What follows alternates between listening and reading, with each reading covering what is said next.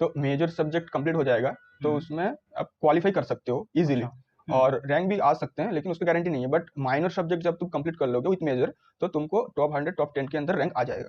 ईपैट की प्रिपरेशन कर रहे हो तो तुम्हारा बेसिक क्लियर हो जाएगा, कोई भी क्वेश्चन आएगा मेरे हिसाब से तो हम उसको अपने हिसाब से लिख सकते हैं सेमेस्टर के पेपर में, तो हो जाता था उसी हिसाब से। और मैंने उसी हिसाब से कॉलेज में भी टॉप कर लिया था। मतलब फार्माकोलॉजी का टॉपिक मेरे को बहुत प्रॉब्लम होता था, मेरे को समझ नहीं आता था, तो मैं केडीटी पढ़ा, लेकिन मेरे को समझ नहीं आया इतना अच्छे से। तो मैंने क्या किया कि और मेरे से उसके बाद क्वेश्चन भी बन रहा है, तो वो उसमें बहुत ज़्यादा कॉन्फिडेंस आ गया था, और मैंने उसके बाद वो कॉन्फिडेंस मेरे अंदर काम कर गया, और मैंने और भी ज़्यादा मेहनत करना स्टार्ट कर दी। एनबीएमएस वो क्या कर रहे हैं कि थर्ड ईयर वालों को भी क्वालिफिकेशन की दे रहे हैं, क्वालिफाई कर रहे हैं। तो क्वेश्चन बहुत बेसिक से बन रहा है, तुमको क्वालिफाई चाहिए या रैंक चाहिए। क्वालिफाई चाहिए तो ऐसे करो, और रैंक चाहिए तो ध्यान व्यान कर लो, थोड़ा स्पिरिचुअल रहो, हेल्दी फूड वगैरह लो, और प्रिपरेशन कंसिस्टेंसी करते रहो। जो लोग तुमको अभी ताने मार रहे हैं और तुम्हारे लिए वो नेगेटिव लोग हैं, वो लोग तुम जब नाइपर का सीट मिल जाएगा ना, वही लोग पहले आएंगे तुमको मिलने के लिए, या तो तुमको कांग्रेस बोलने के लिए।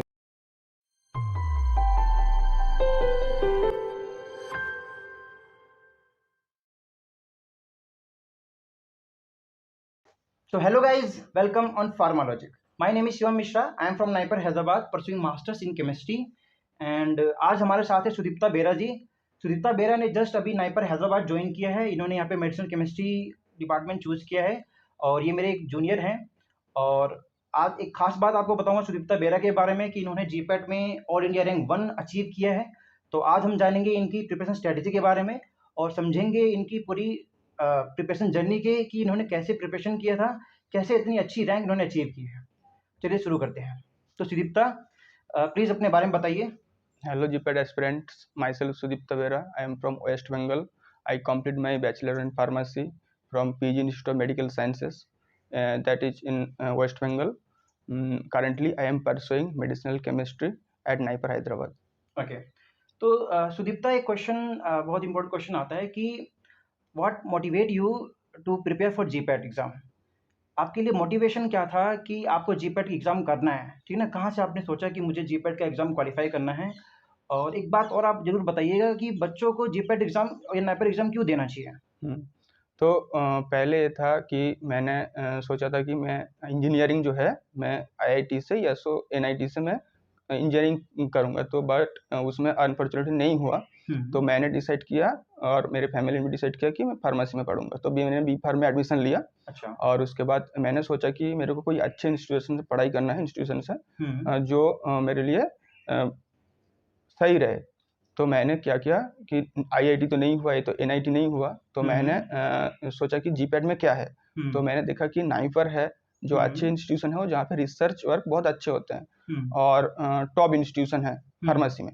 तो मैंने सोचा कि उसको कैसे मैं नाइपर में कैसे एडमिशन ले सकूं। तो मैंने देखा कि उसके लिए जीपैट या तो गेट एग्जाम क्वालिफाई करना पड़ता है, और उसके बाद नाइपर का खुद का जो यूनिवर्सिटी का एग्जाम होता है नाइपर का, वो देना पड़ता है। तो मैंने उसके लिए सोचा कि मैं जीपैट क्वालिफाई करूंगा, उसके बाद नाइपर में एडमिशन लूंगा नाइपर एग्जाम देने के बाद। तो मैंने सेकेंड ईयर से अपना प्रिपरेशन स्टार्ट कर दी थी। अच्छा, बहुत अच्छी बात है। अच्छा, एक बात बताइए कि आपकी ऑल इंडिया रैंक 1 आई है, तो क्या हम जान सकते हैं कि आपका सीक्रेट क्या था कि आपने इतनी, क्योंकि ऑल इंडिया रैंक सिर्फ इंडिया में सिर्फ एक ही बंदे का आता है, ठीक है ना? तो आप उसका सीक्रेट क्या था, आप वो बताइए मुझे। हाँ, तो सीक्रेट ये था कि मैंने डेडिकेटेड था, और कंसिस्टेंसी पूरा बना रहा, और टाइम को अच्छे से मैनेज किया, क्योंकि वो इम्पोर्टेंट है, क्योंकि कॉलेज भी है और साथ में प्रिपरेशन भी है। और बेसिक्स कॉन्सेप्ट मैंने क्लियर करते रहा हर टाइम, और क्वेश्चन प्रैक्टिस मैंने फोर्थ ईयर की स्टार्टिंग से कर दिया था, जो मेरे लिए बहुत बेनिफिट था, क्योंकि उसमें से मेरा बेसिक जो कंसेप्ट डाउट था वो क्लियर होता रहा कंसेप्ट प्रैक्टिस से। मतलब क्वेश्चन सॉल्व करना आपके लिए सीक्रेट वो था। हाँ। कि आप लगातार क्वेश्चन किया करते थे, और क्वेश्चन से ही आप तो अपने डाउट्स और कंसेप्ट को क्लियर करते थे। अच्छा, आपने यहाँ पे मेडिसिनल केमिस्ट्री चूज किया है, तो आपने सिर्फ मेडिसिनल केमिस्ट्री क्यों चूज किया, इसके बारे में बताइए। हाँ, तो मेरे पहले से ही मतलब 10th के बाद मेरे पहले से ही केमिस्ट्री में बहुत इंटरेस्ट था, तो मेरे को केमिस्ट्री ही रिलेटेड कोई सब्जेक्ट जो मिले नाइपर में, मेरे को उसमें करना था। अच्छा। तो मैंने देखा कि एमएस इन मेडिसिनल केमिस्ट्री मेरे लिए बहुत सूटेबल है, और मैं उसमें बहुत ग्रोथ कर सकता हूँ, रिसर्च में भी हो, और मेरे क्योंकि मेरे केमिस्ट्री में बहुत कमांड भी है और मेरा इंटरेस्ट भी है, तो मैंने इसीलिए केमिस्ट्री चूज की। अच्छा, एक बात बताइए सुदीप्ता जी कि आपने अपनी प्रिपरेशन कब स्टार्ट किया, मतलब कौन से सेमेस्टर में आके अपनी प्रिपरेशन स्टार्ट किया? और एक बात और आप बताना कि बच्चों को अभी जो उनकी जीपैट की प्रिपरेशन है वो कब स्टार्ट कर देना चाहिए, कौन से ईयर में स्टार्ट कर देना चाहिए? आफ्टर कंप्लीटिंग सेकेंड ईयर, मतलब fifth sem, six sem, seven sem, eight sem, fifth sem से ही स्टार्ट कर देना चाहिए। मैंने फिफ्थ सेम कंप्लीट होने के बाद सिक्स सेम के पहले से ही स्टार्ट किया था। अच्छा, तो 2 इयर्स जीपेट के प्रिपरेशन और नाइपर के प्रिपरेशन के लिए होना चाहिए, मतलब 2 पर्टिकुलर ईयर आपको देना ही चाहिए देना ही जीपैट और चाहिए, नाइपर प्रिपरेशन क्योंकि के लिए। हाँ, नाइपर चाहिए तो देना चाहिए। बिल्कुल। अच्छा। अच्छा, आपकी प्रिपरेशन स्ट्रैटेजी क्या थी वो जानते हैं कि आप ये बताइए कि नोट्स कैसे बनाते थे आप? हाँ, तो मैं जो रेफरेंस बुक है उसमें से जो मेरे को इम्पोर्टेंट लगे, और मैं जो previous year question paper solve किया था अच्छा। उसमें मैंने देखा था कि इस टॉपिक से यहाँ से क्वेश्चन बन रहे हैं, यहाँ से क्वेश्चन बन रहा है, तो मैं उस टॉपिक को मार्क कर लिया और उसमें से थोड़ा नोट बना लिया। उसके बाद जो क्वेश्चन मैं ऑनलाइन सॉल्व करता था, कोई भी कोचिंग हो, कोई भी इंस्टीट्यूशन हो, ऑनलाइन प्लेटफॉर्म में, उसमें से जो क्वेश्चन नहीं बन पाता था, इनकरेक्ट होता, उसको मैंने वो भी नोट के हिसाब से मैंने रख लिया था।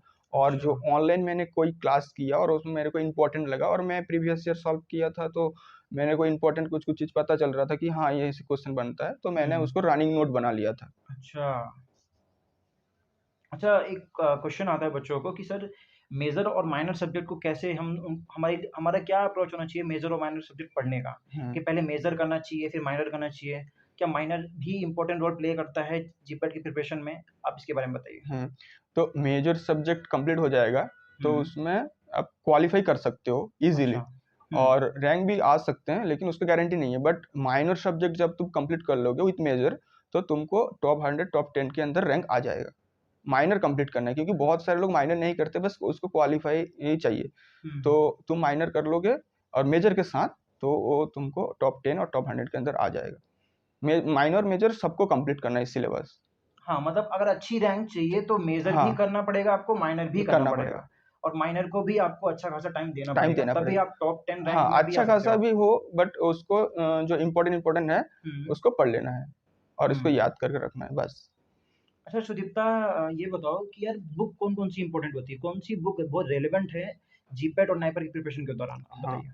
तो फार्माकोलॉजी के लिए जैसे केडी त्रिपाठी है, और स्यूटिक्स के लिए, इंडस्ट्रियल फार्मास्यूटिक्स के लिए लैकमैन है, और फिजिकल फार्मेसी के लिए मार्टिन है, कॉग्नोसिकल के कोकाटे है, ऑर्गेनिक केमिस्ट्री के भाल एंड वाल है, और बायो फार्मास्यूटिक्स के लिए सुब्रमण्यम है, और बायोकेमिस्ट्री और बाकी जो माइनर सब्जेक्ट है उसके छोटे-छोटे नोट आते हैं, ऑनलाइन हो या तो किसी प्लेटफॉर्म से हो, उसमें से ही हो जाता है। अच्छा। अच्छा, एक क्वेश्चन ये बताइए मुझे कि हमको अ, ग्रुप में पढ़ना चाहिए कि इंडिविजुअल पढ़ना चाहिए? आप कैसे पढ़ते थे आप वो बताइए और कौन-सा बेटर रहता है आप हाँ, बताइए? मेरे लिए सूटेबल था कि मैं इंडिविजुअल पढ़ाई करूँ, क्योंकि ग्रुप में पहले-पहले तो पढ़ाई होते हैं, उसके बाद मेरे हिसाब से नहीं होता है। अदर्स डिस्ट्रैक्शन बहुत होते हैं, तो मैंने सेल्फ मतलब कि अकेले ही पढ़ाई किया था, और लास्ट तक मैंने क्वेश्चन कोई मेरे से फंस रहा है या तो नहीं बन पा रहा है, और तो मैंने एक मेरा फ्रेंड था मेरा कॉलेज से, उससे मैं डिस्कस करता रहा। अच्छा। अच्छा, एक क्वेश्चन ये बताइए कि आपने भी क्योंकि आपका भी बी-फार्म कॉलेज था और आप भी कॉलेज के क्योंकि कॉलेज में सेमेस्टर एग्ज़ाम्स भी आते रहते हैं बीच में। तो कॉलेज में सेमेस्टर एग्ज़ाम्स को कैसे मैनेज करते थे आप? और साथ में जीपैट की प्रिपरेशन के साथ में आप कॉलेज को कैसे मैनेज करते थे वो बताइए?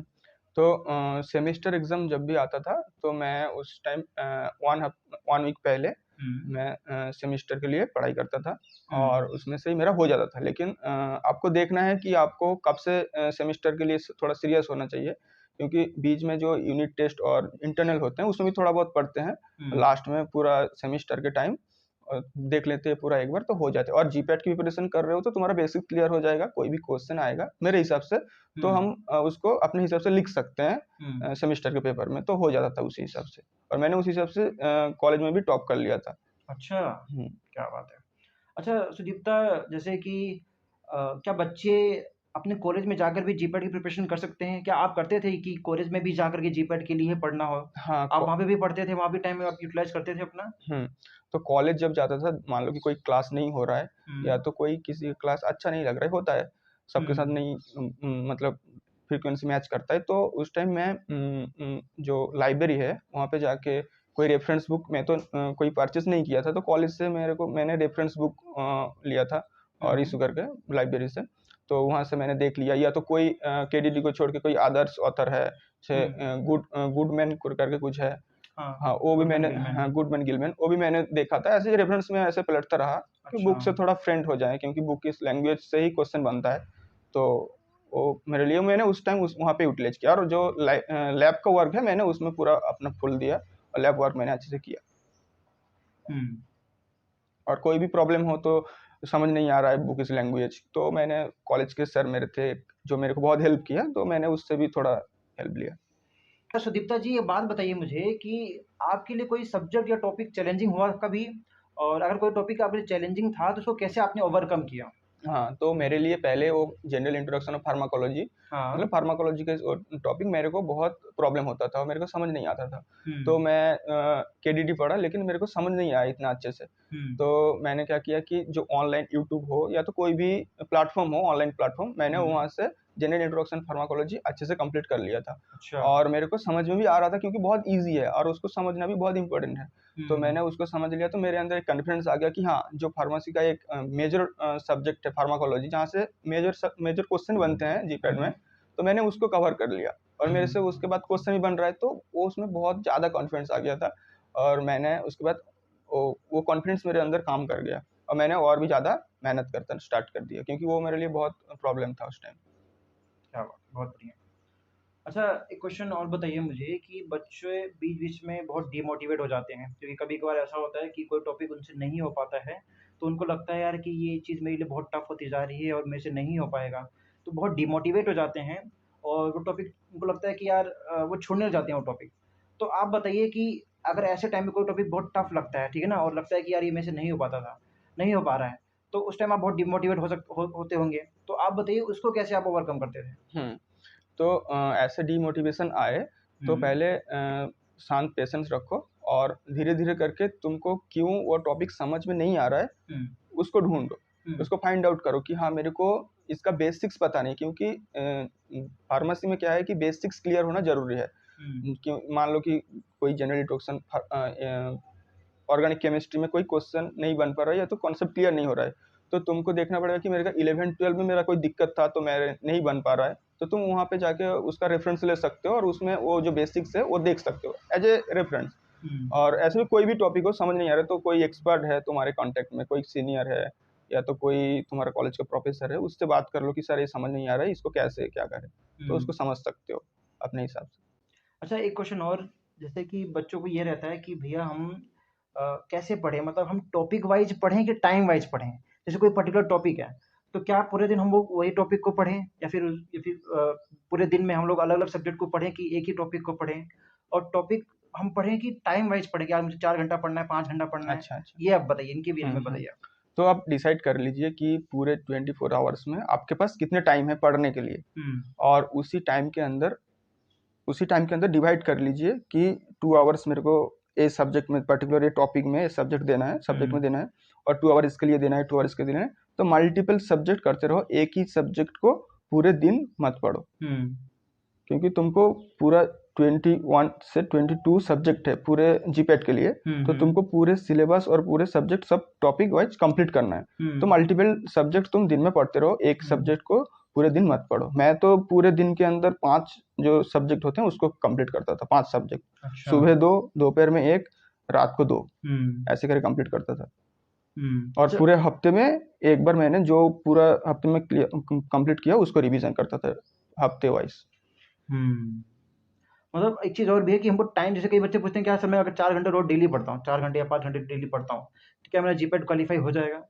हाँ, वो थर्ड ईयर के लिए ठीक है, लेकिन फोर्थ ईयर में जब तुम आ जाओगे, हुँ, हुँ। तो उस टाइम तुमको टाइम देना पड़ेगा, क्योंकि क्वेश्चन प्रैक्टिस में टाइम लगता है। हुँ, क्वेश्चन सॉल्व कर लिया, टाइम नहीं लग रहा है, लेकिन उसके बाद जब तुम उसको एनालाइज करोगे अच्छे से, सही ढंग हुँ, से, तो उसमें टाइम लगता है बहुत। हुँ, तो उसमें टाइम लगेगा, 8 से 12 घंटा तो लगेगा ही पूरे 24 आवर्स में।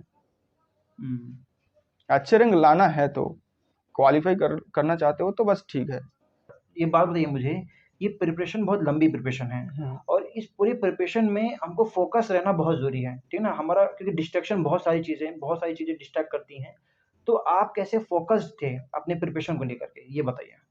हाँ, तो मैंने डिसाइड किया था पहले से ही कि मेरे को नाइपर जाना है। हम्म तो मैंने उसको डेडिकेशन के साथ और कंसिस्टेंसी मैंने बना रखा कि कुछ भी हो जाए हम्म मैं प्रिपरेशन अपना कंटिन्यू रखूंगा।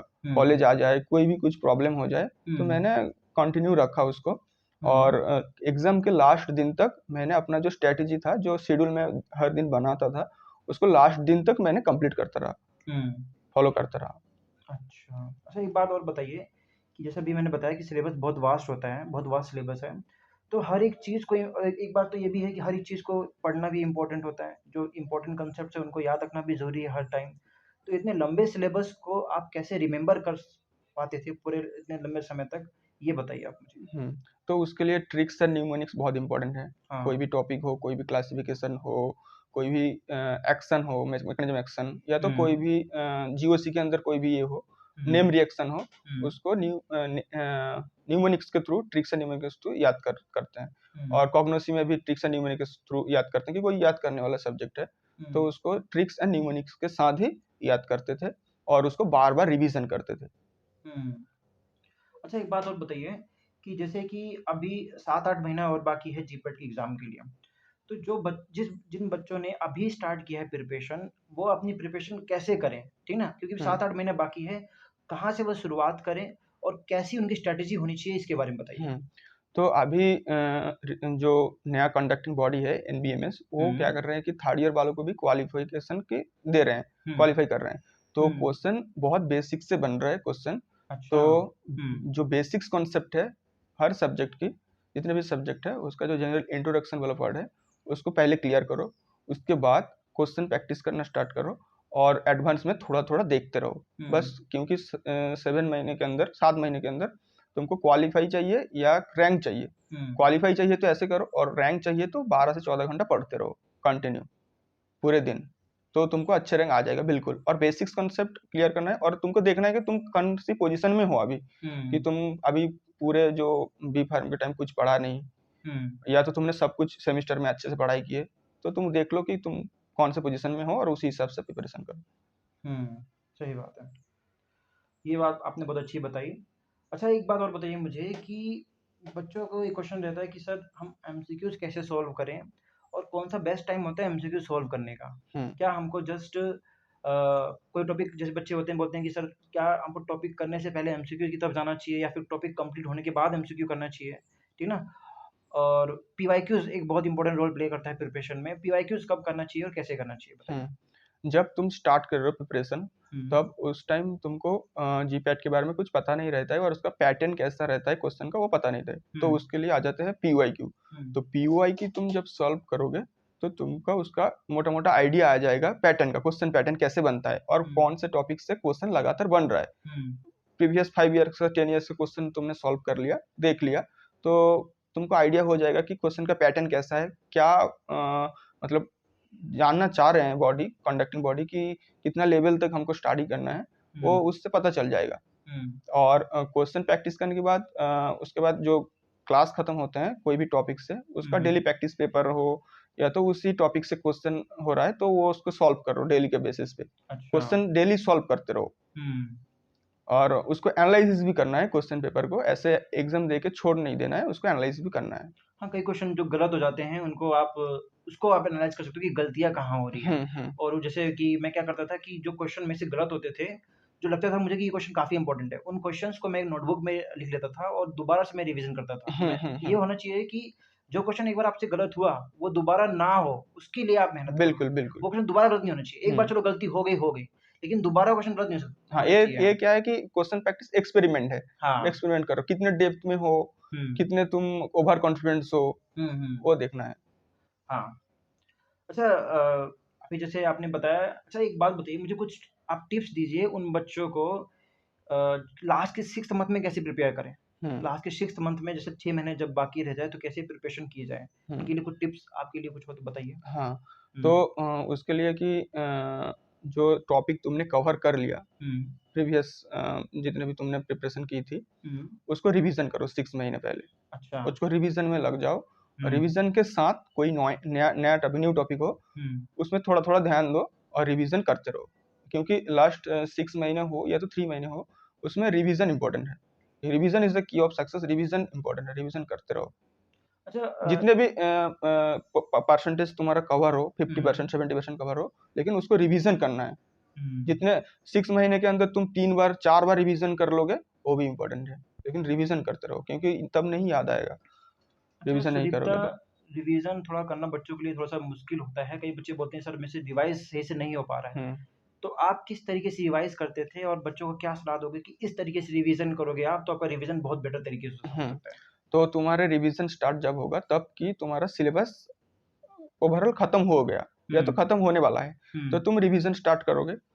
तो रिवीजन के टाइम मैं जो करता था कि हम्म, एक नोट ले लेता था एक पेज के अंदर, अच्छा, तो A4 साइज का, तो मैं उसके ऊपर लिख देता था कि इस टॉपिक से मैं रिवीजन स्टार्ट कर रहा हूँ, हम्म, जीओसी का रिवीजन कर रहा हूँ, general introduction general organic chemistry का। अच्छा, तो लिख दिया उसमें जीओसी, और हम्म जीओसी के अंदर जो आता था मेरे दिमाग हम्म, में, वो मैं लिखता रहा अच्छा, पेन से, पूरा लिखता रहा। हम्म उसके बाद मैंने देखा अपना नोट खोल के कि हाँ, मैंने कहाँ स्किप कर गया, कि ये पॉइंट मेरे को दिमाग में नहीं आ रहा था उस टाइम, तो मैंने उसको फिर से देख लिया, और ऐसे करके रिवीजन करता रहा। और कोलोजी में मैंने पूरा एक साथ जितने भी क्लासिफिकेशन है, एक दिन पूरे 12 आवर्स मैंने डिसाइड कर लिया कि आज मेरे को पूरे दिन में जितने टाइम मिलेगा पढ़ने के लिए, मैं उसमें पूरा फार्माकोलॉजी के जितने क्लासिफिकेशन है उसको मैं मतलब नोट डाउन करूंगा बैठ के। हम्म ना कोई चीटिंग, ना कोई साइड में, सब कुछ रख के मैं लिखता रहा पूरा।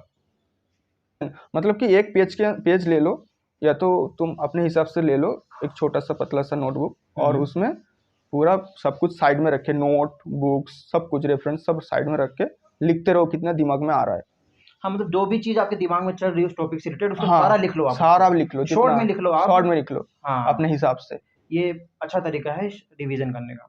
अच्छा कई टीचर्स बताते हैं कि रिवीजन जैसे आप कर रहे हो तो आप एमसीक्यूज के थ्रू भी रिवीजन कर सकते हो। हम्म तो वो बताओ कि एमसीक्यूज के थ्रू कैसे रिवीजन किया जा सकता है? हाँ, एमसीक्यू थ्रू मतलब कि टॉपिक खत्म हो गया, तो उसके बाद हुँ, उसका एमसीक्यू सॉल्व करो। हुँ, और जो तुमने लिख लिया था कि वो क्वेश्चन मेरे से नहीं बन पा रहा था, इनकरेक्ट है या तो अनअटेम्प्ट है, हुँ, तो उसको एक बार पलट लो, देख लो कि ये हुँ, क्वेश्चन नहीं बन पा रहा था, क्योंकि मान लो वही क्वेश्चन रिपीट हो गया, तो उसी पैट बा उस और उसका पैटर्न रिपीट हो गया, हुँ, तो वो तुमको उस टाइम याद आ जाएगा। हुँ, एक बार देख लो, रिवीजन के थ्रू होते हैं वही टॉपिक से वही क्वेश्चन, क्योंकि जो क्वेश्चन बन गया उसको दोबारा देखने का जरूरत नहीं है, जो नहीं बन पा रहा है या तो इनकरेक्ट है उसको देख लो एक बार।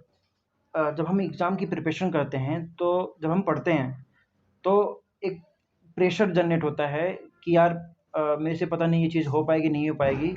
और अगर मान लो मैं जीपेट क्वालिफाई नहीं करता हूँ तो वो लोग मुझे ताने मारेंगे कि तुम प्रिपरेशन कर रहे थे क्या हुआ तुम्हारे साथ। और जब मैं कॉलेज में भी पढ़ता हूँ तो बहुत बच्चे मेरे को बोलते हैं कि यार तुम क्यों इतना पढ़ रहे हो, हम्म ठीक है ना? तो कहीं न कहीं एक प्रेशर डेवलप हो जाता है उस टाइम। हम्म तो उस प्रेशर को कैसे हैंडल करें और उसके लिए क्या रिलैक्सेशन टेक्निक क्या होना चाहिए? कैसे हम हम्म अपने आप को रिलैक्स कर सकते हैं जब हम्म जो ये स्ट्रेस वगैरह जो आ रहा है, जो प्रेशर वगैरह जनरेट हो रहा है हमारी बॉडी में, ठीक ना? उसके लिए हम लोग कैसे रिलैक्स कर सकें अपने आप को, वो हम्म। बताइए? तो जो लोग आपको लग रहा है कि हमको ताने मार रहे हैं या तो हुँ, तुम्हारे लिए नेगेटिव है, हाँ, तो उससे थोड़ा दूरी बना के रखो, हुँ, और कुछ भी बोल रहा है तो सुनो और दूसरे कान से निकाल दो। हुँ, और जो तुम्हारे लिए पॉजिटिव है, तुमको मोटिवेट करते हैं, तुम्हारे जो शुभाकांक्षी है, उससे तुम बात करते रहो, हुँ, और उससे बात करो जब भी अच्छा ना लगे, या तो जब भी डिमोटिवेट सा फील हो, थोड़ा ध्यान व्यान कर लो, हुँ, थोड़ा स्पिरिचुअल रहो, हेल्दी फूड वगैरह लो, हुँ, और प्रिपरेशन कंसिस्टेंसी के साथ करते रहो। जो हुँ, लोग तुमको अभी ताने मार रहे हैं और तुम्हारे लिए वो नेगेटिव लोग हैं, हुँ, वो लोग तुम जब नाइपर का सीट मिल जाएगा ना, वही लोग पहले आएंगे तुमको मिलने के लिए, या तो तुमको कांग्रेस बोलने के लिए, और हुँ, तुम्हारे साथ वो कनेक्टिविटी बना के रखेगा लास्ट तक। जितने हुँ, दिन तक तुम फार्मेसी फील्ड में रहे, वो लोग तुमको नहीं छोड़ेगा, मतलब उसके लिए तुम स्टैंडर्ड बन गए उस टाइम। तो उसको ध्यान में रखो कि तुम कंसिस्टेंसी तो बनाते रहो, जो बोल रहा है बोलने दो, नाइपर का सीट चाहिए बस। हुँ। हाँ, सही बात है। आप अपने क्योंकि देखो, उनको उस टाइम जवाब मत दो। उनको आप कब जवाब दे सकते हो जब आप नाइपर क्वालीफ़ाई करके न किसी अच्छे नाइपर में जाओ। हम्म उसके बाद उनको जवाब दो। उनको उसके बाद आपकी जो सक्सेस है वो आपका जवाब दे देगी बिल्कुल उसके लिए। बिल्कुल, ठीक है ना? बोलने की जरूरत नहीं बोलने है, की ज़रूरत भी नहीं पड़ेगी बोलने आपको। की जरूरत नहीं, वो अपने आप उसको रियलाइज हो जाएगा। हाँ। अच्छा अभी जैसे नाइपर का एग्ज़ाम हुआ था, तो आप मुझे थोड़ा-सा बताइए कि नाइपर का एग्ज़ाम और जीपैट का एग्ज़ाम में क्या डिफ़रेंस है? हम्म ठीक है? और हमको नाइपर के लिए क्या एडिशनल चीज़ें पढ़नी चाहिए उसके बारे में बताइए? हम्म तो नाइपर का जो फार्मा पार्ट है, और हुँ, जीपैट तो पूरा फार्मा पार्ट ही है, तो नाइपर के लिए फार्मा पार्ट ज़्यादा देखने की ज़रूरत नहीं है, बट तुमको नाइपर का सीट चाहिए, तो जीपैट का तो तुम प्रिपरेशन कर रहे हो, उसके साथ जो नाइपर में नॉन फार्मा पार्ट आते हैं, जैसे रीजनिंग हो, कैलकुलेशन हो, या तो कोई डायरेक्शन का क्वेश्चन हो, या तो कोई रिलेशन वाला क्वेश्चन, ब्लड रिलेशन वाला क्वेश्चन हो, ऐसे टाइप से क्वेश्चन बनता है और वही पैटर्न फॉलो होते हैं। और कोई नेशनल वाइज क्वेश्चन हो, या तो कोई नए ड्रग अप्रूव्ड हुआ है, या तो कोई क्लिनिकल ट्रायल में है, या तो कौन से कंपनी कौन से ड्रग का पेटेंट ले रखा है, उसको थोड़ा थोड़ा करके देखते रहो डेली बेसिस पे। ज़्यादा टाइम मत दो, 1 घंटे हो, जितने टाइम तुमको मिल रहा है कि तुम सोशल मीडिया देख रहे हो उस टाइम देखते रहो, क्योंकि सोशल मीडिया में मिलते हैं वो सब, तो उसको देखते रहो, वो तुम्हारे लिए बेनिफिशियल हो जाएगा और तुम करंट जो न्यूज है उसमें भी तुम अपडेटेड रहोगे, देखते रहो। अच्छा, एक क्वेश्चन और बनता है कि बहुत डिस्ट्रैक्शन हो जाता है जब हम प्रिपरेशन करते हैं ना, तो बहुत डिस्ट्रैक्शन हुआ करता है। जैसे तुमने बताया सोशल मीडिया है, सोशल मीडिया का हम अच्छा यूज़ भी कर सकते हैं, लेकिन सोशल मीडिया से ही बच्चों को डिस्ट्रैक्शन होता है। आजकल बच्चे इंस्टाग्राम, फेसबुक इन सब चीज़ों पे लगे रहते हैं। तो इन डिस्ट्रैक्शन को कैसे हम ओवरकम कर सकें? हाँ, तो डिस्ट्रैक्शन है, पहले तो आदमी नहीं छोड़ेगा कि इंस्टाग्राम ना यूज करे, फेसबुक ना यूज करे। तो मैंने क्या किया था कि मेरे को डिसाइड ये था कि मेरे को नाइपर चाहिए, तो मैंने सब कुछ सेक्रीफाइस किया कि इंस्टाग्राम हो, सोशल मीडिया कोई भी प्लेटफॉर्म हो, सब कुछ मैंने अनइंस्टॉल कर दिया था। तो तुमको सीट चाहिए या तो तुमको अच्छे करना है खुद के लिए, तो थोड़ा सेक्रीफाइस कुछ दिनों के लिए करना चाहिए। उसके बाद जब मिल जाएगा, तुम्हारा ड्रीम मिल गया, तो उसके बाद तुम करो फिर से, कोई प्रॉब्लम नहीं है। सही बात है। तो पहले अपने एम के लिए फोकस रहो दोस्तों, और पहले अपने जो आपकी क्या चीज़ आपके लिए इम्पोर्टेंट है, ठीक है? क्या इंस्टाग्राम चलाना, फेसबुक चलाना अभी इम्पोर्टेंट है आपके लिए, या फिर अपना करियर इम्पोर्टेंट है, आप वो डिसाइड करो, ठीक है?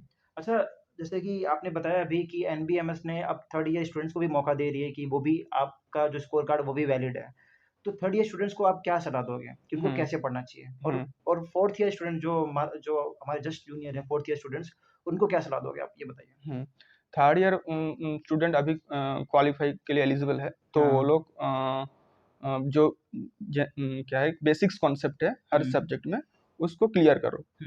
हर सब्जेक्ट में जनरल इंट्रोडक्शन करके हर आते हैं, general introduction of pharmacology, general introduction of pharmacognosy, GOC, और सिप्टिक्स में फिजिकल फार्मास्यूटिक्स में सब टॉपिक है कि स्टेट ऑफ मैटर हो, प्री फॉर्मुलेशन हो, या तो सरफेस टेंशन हो, या तो माइक्रोमेटिक्स हो, विस्कोसिटी हो, ऐसे टॉपिक जो है उसको क्लियर करो, और उसी हिसाब से तुम थर्ड ईयर में क्वालिफाई कर जाओगे, और तुमको एग्जाम का जो फेयर रहता है और जो एक्सपीरियंस होता है वो तुमको मिल जाएगा थर्ड ईयर में, और क्वालिफाई भी तुम कर जाओगे, तुम अच्छे से कंसिस्टेंसी के साथ पढ़ाई करोगे तो।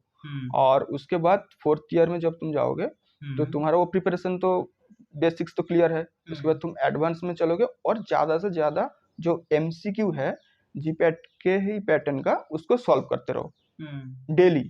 क्वेश्चन प्रैक्टिस बहुत ज़्यादा ही करते रहो, क्योंकि हम लोग रेफरेंस बुक पढ़ते हैं तो बहुत टाइम लगता है, लेकिन तुम रेफरेंस बुक नहीं जा पा रहे हो, तो ज़्यादा से ज़्यादा क्वेश्चन प्रैक्टिस करो, तो उसमें से ही तुम्हारा क्लियर हो जाएगा सब कुछ।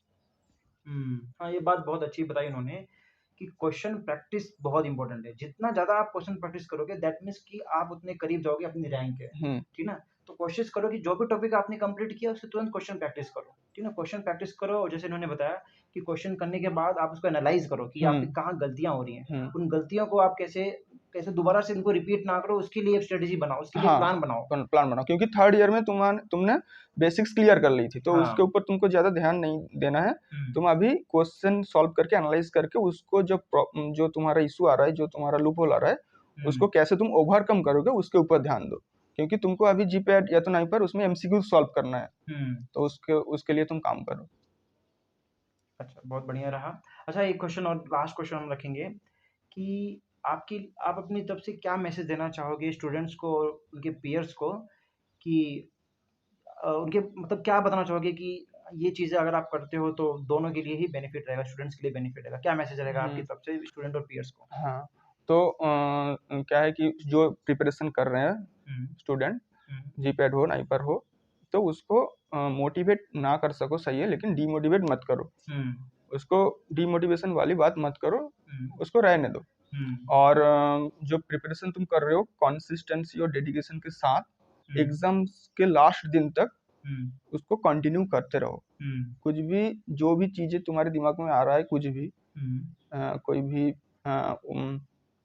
डिस्ट्रैक्शन हो, या तो डिमोटिवेशन हो, उसको थोड़ा साइड कर दो, क्योंकि तुम्हारी लाइफ है, तुमको करना है, कोई नहीं करेगा तुम्हारे लिए आके, तुमको ही सॉल्व करके तुमको ही आगे बढ़ना है। तो तुम उस हिसाब से डिसाइड करके चलो। चलिए, बहुत बहुत बढ़िया इंटरव्यू रहा और सुदीप्ता ने सभी क्वेश्चन का जवाब बहुत बेहतरीन तरीके से दिया और उनका की जो प्रिपरेशन स्ट्रेटेजी है वो भी हमने जानी। तो thank you so much Sudipta हमारे साथ जुड़ने के लिए और बहुत बहुत धन्यवाद। इस वीडियो को यहीं एंड करते हैं। Thank you so much viewers, और प्लीज़ जाते वक्त चैनल को सब्सक्राइब करके जाना, क्योंकि ऐसे वीडियोस आपके लिए आती रहेंगी। लाइक कर देना और कुछ भी क्वेश्चन आते हैं आपके दिमाग में तो कमेंट कर देना और मैं कोशिश करूँगा कि सारे कमेंट का आंसर आपको सुदीप्ता से दिलवाऊँ। बिल्कुल। ठीक है? और चैनल के साथ जुड़े रहिए। Thank you so much. Thank you.